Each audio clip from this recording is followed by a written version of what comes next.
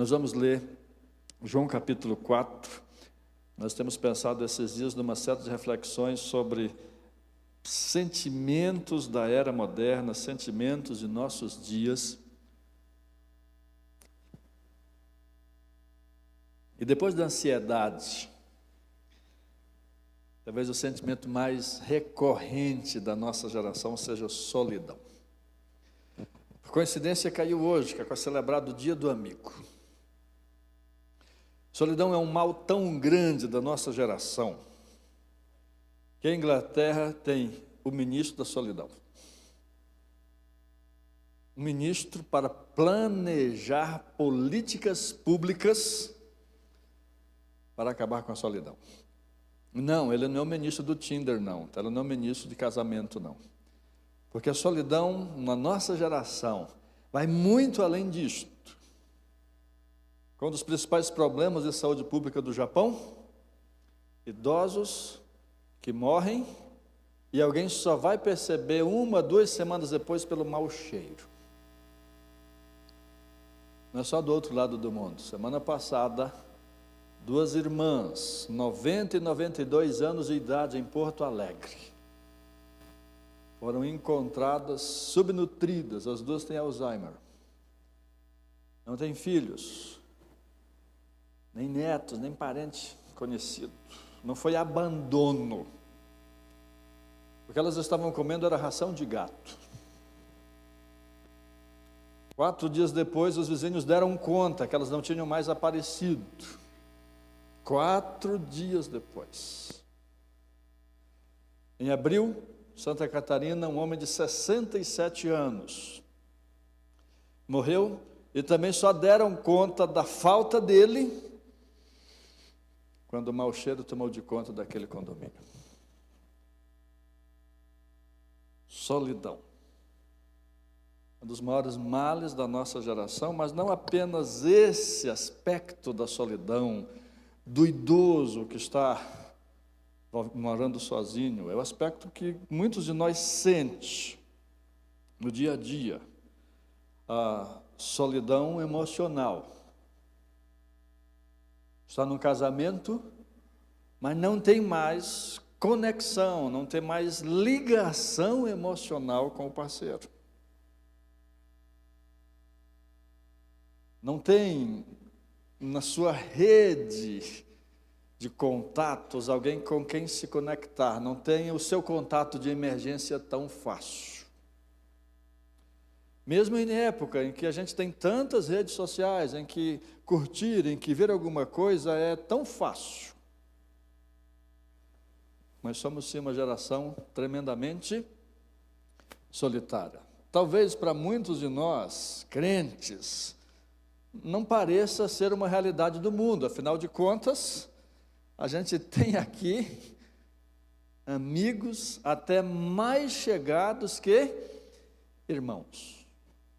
Mas sim, é um problema sério, é um problema gravíssimo da nossa geração. Não só a solidão emocional, mas a solidão social mesmo. E ela tem seríssimas consequências para todos nós. Uma pesquisa de Harvard demonstrou que os jovens se sentem 2 vezes mais solitários que os adultos. O percentual naquela pesquisa de jovens que reclamam de solidão é de 66%. E o percentual de adultos, idosos, que reclamam de solidão, 32%. Porque demonstra esse tipo de solidão que acabei de mencionar, da solidão emocional, não só do casamento, mas a solidão das amizades, que até sai depois do culto, até sai depois da faculdade, até sai no intervalo para se relacionar com algumas pessoas, para um lanche, para alguma coisa, mas não passa muito daquilo. Não tem uma verdadeira conexão. E aí tem um monte de pesquisas, eu não sei quantas delas são de fato tão sérias como as que mencionei até agora, mas um certo cidadão afirma nas suas pesquisas que viver solitário é igual a fumar 15 cigarros por dia. Prejuízo para a saúde do solitário a expectativa de redução de vida, a redução da expectativa de vida, melhor dizendo, da solidão é equivalente a 15 cigarros por dia. É equivalente à obesidade. Solidão é, de fato, um dos nossos grandes problemas. E nós vamos pensar nesse assunto baseado em João 4. Muito provavelmente você vai lembrar da história da mulher samaritana. Antes, é preciso separar solidão de solitude. Solidão é você quer companhia, você quer conexão, você quer gente, e não tem. Seja na sua juventude, porque você é o excluído da turma, porque você é o que não faz parte da turma, seja na idade adulta, que você só escuta a televisão. Uma pessoa muito ligada a nós disse isso uma vez. Tem hora que você cansa de ouvir só a televisão, tem hora que você quer ouvir voz de gente. E muitos idosos sofrem disso, que só escutam a voz da televisão, não escutam tanto a voz de gente. Isso é diferente de solitude. Solitude é uma decisão nossa de gastar tempo sozinho para preencher as suas baterias sociais, né? Tem até um broche, você compra em vários lugares, no Mercado Livre, Shopee, você compra um broche que é para dizer como está a sua bateria social, de 0 a 10. Aí você vai colocando lá para dar um alerta se você está tão aberto a conversas. A solitude é um tempo que alguns têm para encher as suas baterias emocionais, ou para passar tempo com Deus. Só que a solitude é opção, é escolha. A solidão não. E João 4, a partir do versículo 4, eu vou ler toda a história, diferente do que eu costumo fazer, de lendo texto por texto, vou ler toda a história. Você tem a história de uma mulher solitária, mesmo em meio à companhia. Era necessário Jesus passar por Samaria, e chegou assim, pode botar NAA, tá? O Dittmer preferiu NVT, mas pode trocar pela NAA novamente. Chegou a uma cidade samaritana chamada Sicar, perto das terras que Jacó dera a seu filho José, João 4,5, João 4,6. Estava ali a fonte de Jacó, e Jesus, cansado da viagem, assentou-se junto à fonte, e era quase meio-dia. Vindo uma mulher samaritana tirar água, e Jesus lhe disse: por favor, dê-me um pouco de água para beber. Naquele momento, seus discípulos tinham ido a povoado comprar comida. A mulher ficou surpresa, pois os judeus se recusam a ter qualquer contato com os samaritanos. Você é judeu e eu sou uma mulher samaritana.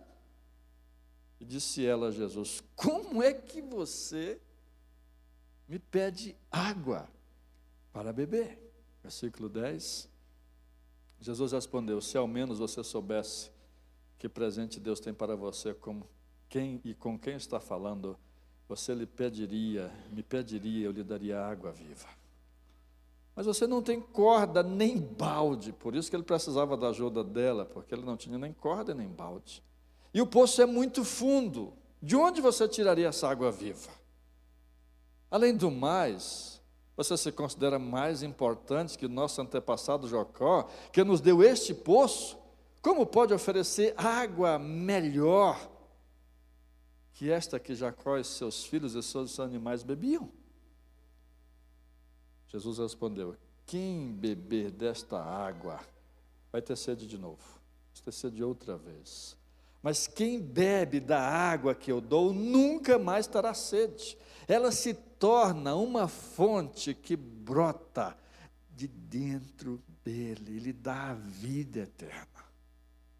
Por favor, Senhor, dê-me dessa água, disse a mulher, assim nunca mais eu terei sede, nem precisarei vir aqui para tirar a água.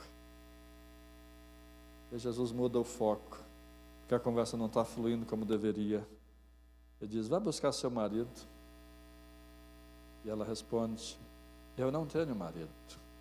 E Jesus diz, é verdade, você não tem marido, pois você já teve 5 maridos, e não é casada com quem vive agora.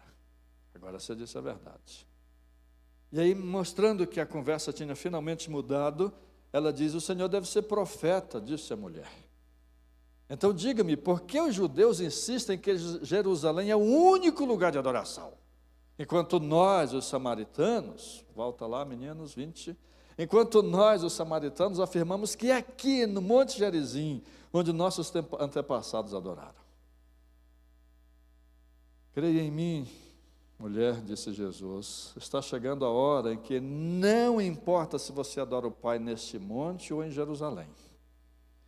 Vocês samaritanos sabem muito pouco a respeito daquele a quem adoram. Nós adoramos com conhecimento, pois a salvação vem por meio dos judeus. Mas está chegando a hora, de fato já chegou, em que os verdadeiros adoradores adorarão o Pai em espírito e em verdade. O Pai procura pessoas que o adorem desse modo, pois Deus é espírito. E é necessário que seus adoradores o adorem em espírito e em verdade. Versículo 25. A mulher disse, eu sei que o Messias, aquele que chamam de Cristo, virá. E quando ele vier, ele nos explicará tudo. Então Jesus lhe disse, eu sou eu o que fala com você. Naquele momento, seus discípulos voltaram, ficaram surpresos de encontrá-lo falando com uma mulher. Mas nenhum deles se atreveu a perguntar o que o Senhor quer, ou por que conversa com ela. A mulher deixou seu cântaro, sua vasilha de água junto ao poço e correu de volta para o povoado, dizendo a todos, venham ver um homem que me disse tudo o que eu já fiz na vida.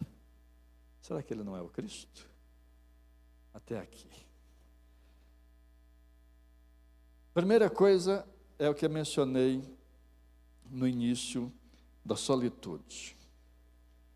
É importante separar solidão de solitude. O que Jesus faz nesse encontro é um momento de solitude.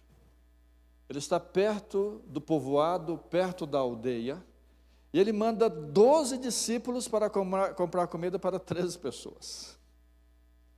Não havia necessidade de 12 homens irem até o povoado para comprar comida para 13 pessoas. Mas como você viu aí no último versículo 27, ele fez isso porque ele estava marcando o encontro com aquela mulher.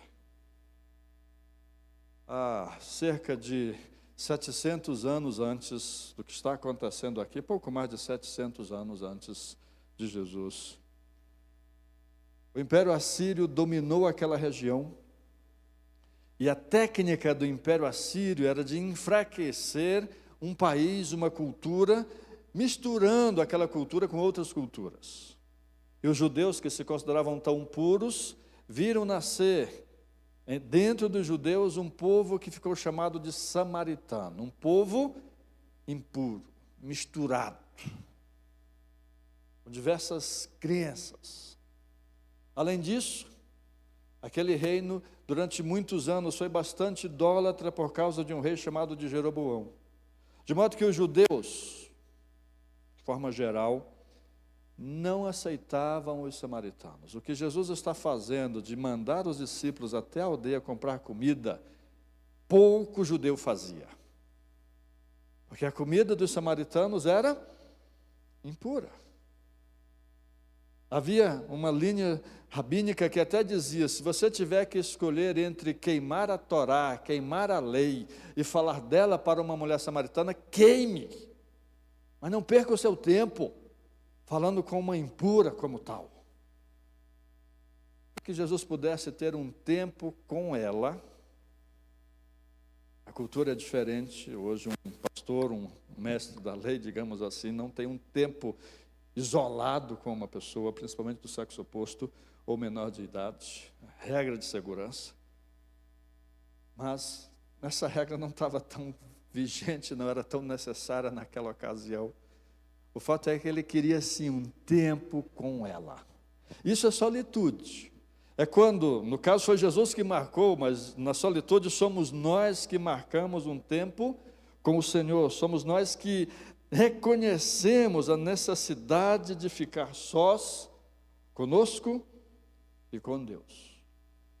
É o que Jesus está forçando aquela mulher a praticar. Nos nossos dias tem um livro bastante interessante, chamado Dilema do Porco-Espinho, que alerta, ou que educa sobre a vantagem da solidão, sobre como é bom ser só. Isso é a ideia de solitude, de você separar um tempo para refletir, para ter uma conversa com Deus que seja adequada. Experimente. É uma das cerca de 14 disciplinas espirituais mais clássicas, a solitude. Separar um tempo, só você e Deus, sem levar uma lista de oração pelos outros, sem levar nem música, sem levar nem a Bíblia, você e Deus. Um encontro entre dois grandes amigos. Mas dito isto, a segunda coisa muito clara nesse texto é a nossa responsabilidade na questão da solidão. Eu escolhi falar desse texto, expor esse texto, explanar esse texto, porque ele é muito forte nesse aspecto da nossa responsabilidade. Que horas Jesus tem a conversa? 12:00. Você já foi buscar água na cacimba 12:00? Que hora é que a gente vai para a cacimba buscar água? De manhãzinha cedo ou no final da tarde? Buscar água na cacimba 12:00 é perdido, porque você vai, volta todo melado, todo suado, o que você vai fazer? Usar a água para se refrescar e vai ter que voltar. Se você faz isso de manhãzinha cedo, além de ter água para o restante do dia, ou no final do dia para ter água para o dia seguinte, você também tem um tempo mais fresco, um tempo mais agradável para a tarefa. Ela vai na hora que ninguém vai. Segunda coisa, ela vai com quem? Sozinha. Você já viu mulher fazer muita coisa sozinha? Não, né? E mais, você já viu na Bíblia, na cultura da época, uma mulher andar sozinha ou ir ao poço sozinha? Não. O que a gente percebe é que ela era uma mulher solitária. E não é essa a reflexão principal, mas para a gente entender que às vezes, como aquela mulher, a solidão é culpa nossa. Além disto, além de andar sozinha, além de ir no horário pouco convencional, o que a gente especula se ela não foi exatamente para não encontrar ninguém, e se foi porque ela não tinha tempo de ir antes, é pior ainda, porque toda pessoa muito ocupada está escondendo alguma coisa. Ninguém tem necessidade de ser 100% ocupado. Ninguém tem. Quanto mais ocupação, mais coisas tem para resolver. Estou falando de ocupações que a pessoa não tem tempo para nada. É uma espécie de ocultar uma dor, uma falha, uma necessidade. Mas, além disso, Jesus, quando muda para o que de fato é o foco do texto, ele diz, vai chamar teu marido. Jesus já sabia da história dela, mas ela estava no 6º relacionamento.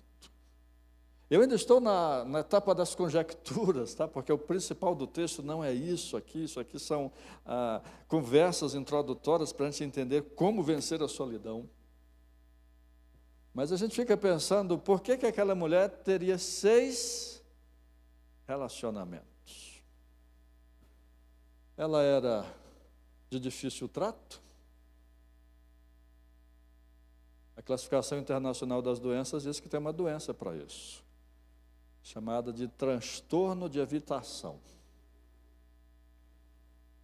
A pessoa se sente tão inferior, a pessoa se sente tão indigna, a pessoa se sente tão inferior mesmo, que ela entra nos relacionamentos com medo. E percebendo ou não, ela raciocina assim: estou num relacionamento de amizade com o irmão Juarez. Mas o irmão Juarez só está sendo meu amigo porque ele não sabe quem eu sou. Se ele soubesse quem eu sou, ele não seria meu amigo. Quer saber? Eu vou me afastar do Juarez antes dele se afastar de mim. Vai ser menos doloroso eu dar tchau primeiro. Isso é uma doença chamada transtorno de evitação. Será que ela tinha isso? Pessoas que do nada somem e você não sabe por quê, porque na verdade ela está com medo de sofrer mais na frente e já evita logo. E aí ela automaticamente produz o sofrimento. Será que era isso? Será que ela era tão dependente, tão fácil de ser abusada? Porque ela está no 6º relacionamento. Mas antes de entrar no assunto principal, essa é a segunda lição que eu queria destacar nesse texto. Não é a doutrina do texto, não é o ensino, a teologia do texto. Importante separar o que o texto diz do que a gente aplica. Mas primeiro, o valor da solitude. Segundo, qual é a sua parte de culpa na solidão? O que você pode fazer para ter mais relacionamentos? O que você pode fazer para ser uma pessoa mais aberta? Não venha dizer que a timidez é um impedimento, que não é. Eu tenho tantas histórias. A Karen foi criada por uma tia. Pouca gente no mundo era tão tímido como aquela tia. Mas eu nunca vi vizinha melhor do que aquela mulher. Impressionante como na sua timidez ela fazia amizades com a rua inteira. No meu último ministério pastoral, antes de entrar em missões nacionais, a líder do nosso ministério infantil, um ministério com 72 voluntários, era a pessoa mais tímida que eu já conheci. Eu lembro de ter protegido ela em diversas circunstâncias. Nós levamos ela para um acampamento, um tipo de encontro de jovens, e guardadas as devidas seguranças, toda a estratégia de segurança moral. Eu tive que buscar ela no banheiro uma vez, porque ela se escondeu. Tanta pressão daquele monte de gente. Repito, todas as seguranças morais foram seguidas para entrar naquele ambiente. Mas ela liderava um ministério gigante, 72 voluntários, um ministério dinâmico, um ministério vivo. Não, timidez não impede. Desculpa. Você não precisa ser espalhafatoso, extrovertido, para ter mais relacionamentos. Quando a gente olha para as duas notícias que eu mencionei, sem querer ser juiz de pessoas, mas dá para chegar aos 90 anos de idade, sem filhos, sem marido, sem neto e com amigos. Dá para chegar aos 67, mesmo que não tenha irmão, não tenha tio, não tenha filho, mas dá para chegar com amigos. Se a mulher samaritana reclamasse de qualquer coisa, a gente poderia dizer: pois mude, pois reveja. Para de meio-dia nesse poço, vai de manhã junto com todo mundo. Para de achar que ninguém gosta de você, para de achar isso, para de achar aquilo, e vai junto com o povo. Para de ser a esquisitona e se mistura.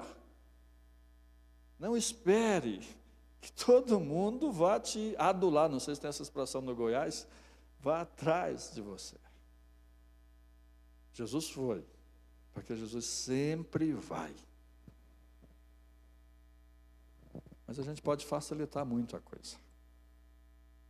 Mas dito essas aplicações fundamentais, aplicações muito importantes, o foco não é esse. O foco da solidão não devia ser pessoas. Vou repetir, o foco da solidão não devia ser pessoas. Na conversa com uma mulher solitária, a conversa de Jesus é sobre o quê? Adoração. A conversa de Jesus é sobre o que pode mudar a vida dela e que muda. Por isso que Jesus entra assim de sola na conversa. Ele começa conversando com ela, mostrando que não tem nenhum preconceito. Ela até estranha, ué, mas um homem, um judeu falando comigo? Depois, ele fala sobre uma água, uma força, vou chamar assim, que jorra, que é como se fosse aquela cacimba que tem as nascentes. E ela não consegue compreender que é muito mais do que isso. Ela diz, eu quero é dessa água, mas ela não quer da água para ser cheia, ela não quer da água para ser completa, ela quer água para ser aquela que não precisa ir mais ao poço. Ela quer água da vida para não enfrentar pessoas, ela não quer água da vida para ser cheia, para ser plena. Ela quer água para não ter que ir ao poço novamente. E então, quando Jesus diz, vamos mudar o assunto, para você entender que o foco não é dessa água que eu estou falando, não é desse vazio que eu estou falando, não é desta solidão que eu estou falando, vai chamar teu marido. E a expressão de Jesus é carregada do convencimento do Espírito Santo. E ela diz, não tenho. Mas ela está se relacionando com uma pessoa. Mas ela é honesta a ponto de dizer, não tenho. E então Jesus revela claramente quem Ele é, e a conversa passa a ser a conversa que devia ser a conversa desde o início. É sobre o quê? Adoração.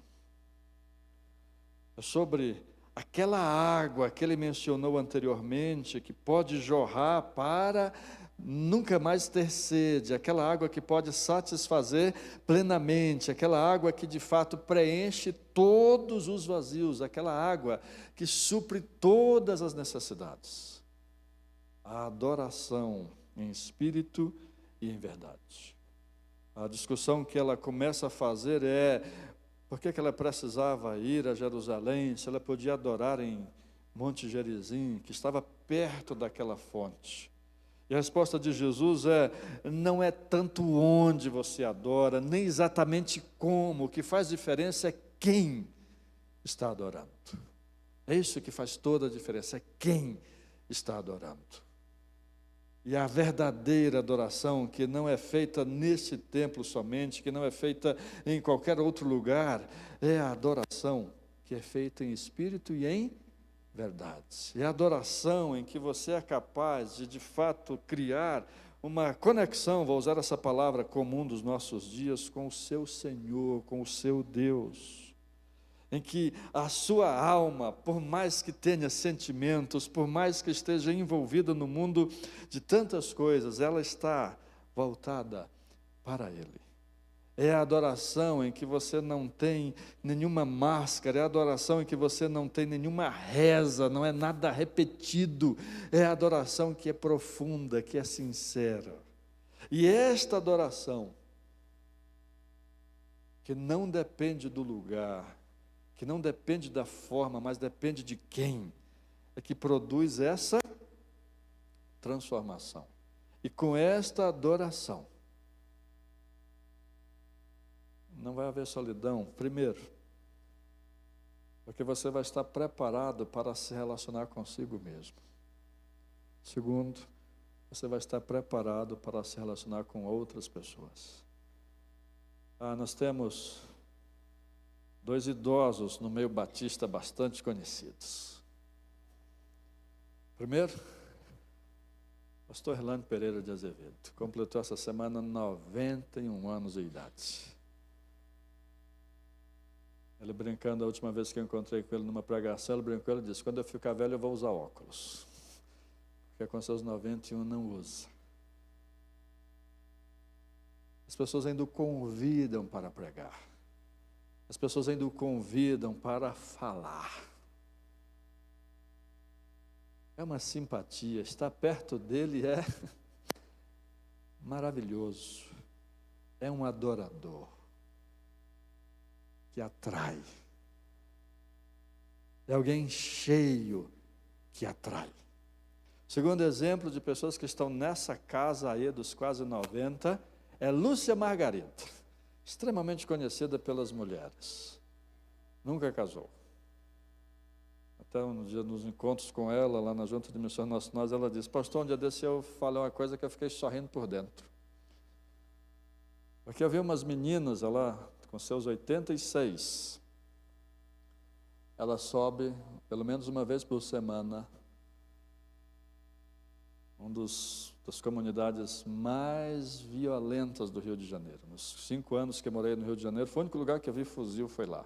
Foi o único lugar que eu precisei parar na blitz do tráfico. Terrível. É um dos lugares mais perigosos. Ela vai pelo menos uma vez por semana lá. E ela ajudando uma menina a desenvolver moral, a até permanecer pura na sua adolescência. E ela falava, e foi isso que ela sorriu com a gente naquele dia, ela dizendo: eu falei para aquela menina que ela precisa se manter pura, que ela precisa ver o valor dela, que ela não precisa se vestir daquele jeito. Fui ensinando e falando que um dia ela ia casar, ia ter um homem, que é uma coisa maravilhosa. E ela disse: e eu sorri porque eu nunca tive. Mas não tem problema de solidão, porque é uma adoradora. É alguém que está plenamente cheia.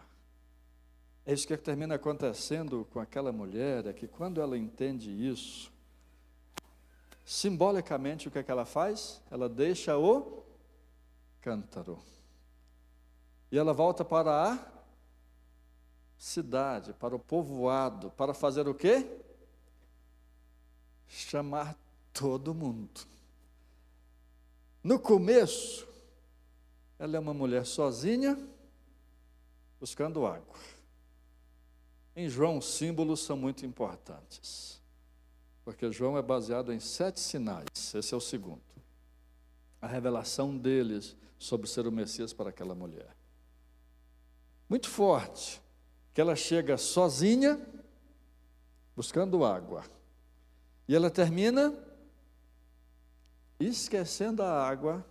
Ela não tem mais sede, e ela volta para a cidade para proclamar, para anunciar.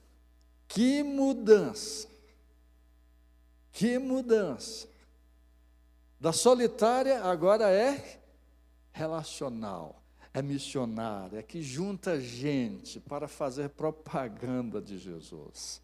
De sedenta, agora ela é cheia, completa. E quando eu sou completo, quando você é completo, é fácil ser Irlande Pereira de Azevedo, é fácil ser Lúcia Margarida, é fácil se relacionar de forma saudável, de forma completa com pessoas. Então, em João 4, você pode ter outras respostas, mas em João 4, qual é a solução para a solidão? Verdadeira adoração. Não só a adoração do culto, mas a adoração da semana. A oração em que você deixa o Salvador te ajudar. A adoração que você presta a Ele, em espírito e em verdade, todos os dias. Não pelo templo, não pela música que a favorece, mas a adoração que você presta a Ele, porque você é o que está cheio. Eu quero te convidar a refletir nessa música que o pessoal vai nos conduzir. Você pode cantar também.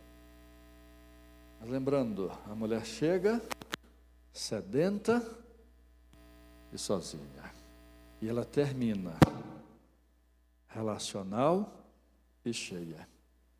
A nossa oração é que você saia hoje da mesma forma, cheio e disposto a se relacionar e proclamar em todos os lugares que Ele é a água da vida, que Ele é aquele que sacia toda a sua vida. Vamos cantar, os meninos?